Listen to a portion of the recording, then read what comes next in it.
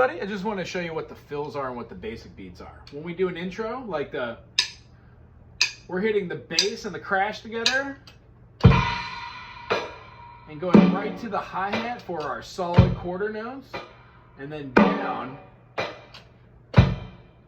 on the snare. So we're counting out, like we've got 1, 2, 3, 4, 1, 2, 3. So that's consistent.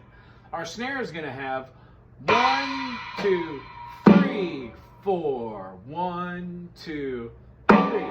So we're playing the snare on just the 3 for a whole note. And then our bass kick on the 1, 1. So our bass and our snare are alternating whole notes. We've got 1, 2, 3, 4 down here, and 1, 2, 3, 4 up here. Our quarters go through all the beats that are in the measure. This is our basic beat with a little fill.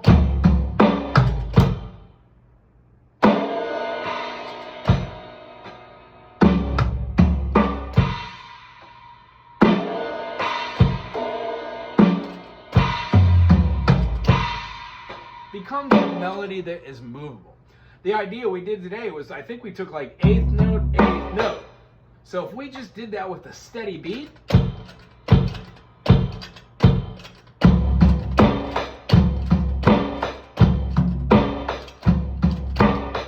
what we noticed was it feels like it's a little too far of a reach to do the tom over to the hi-hat. So maybe we should do the hi-hat and the snare with one hand.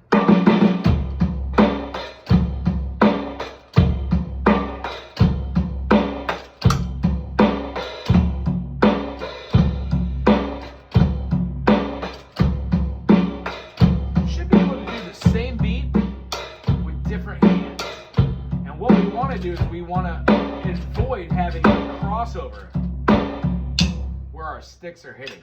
That's the whole takeaway.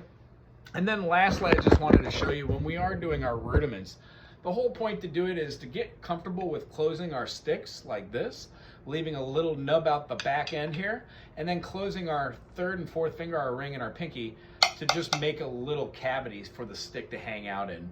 When we do an 8th note tap, we have a tap-tap with our wrist, always flat.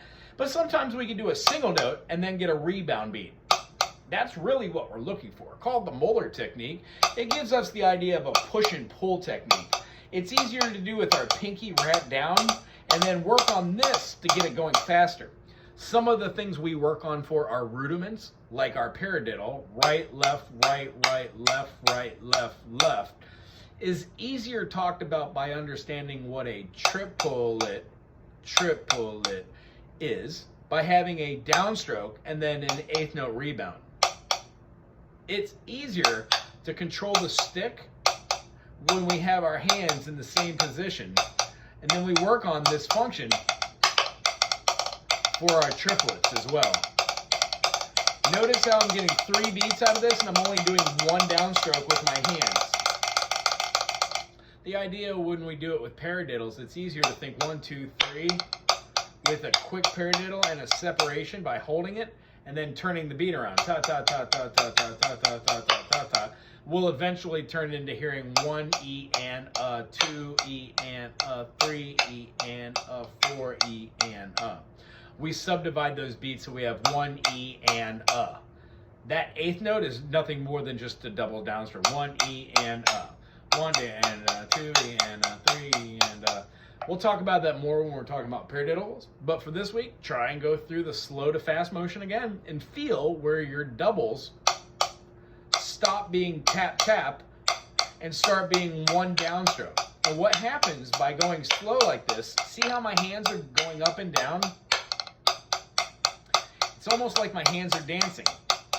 Because when I go faster, I'm just using the weight of the stick in my hand for 1 fluid motion. I hope that makes sense. Anywho, try that out this week. It was very good seeing you. Aloha.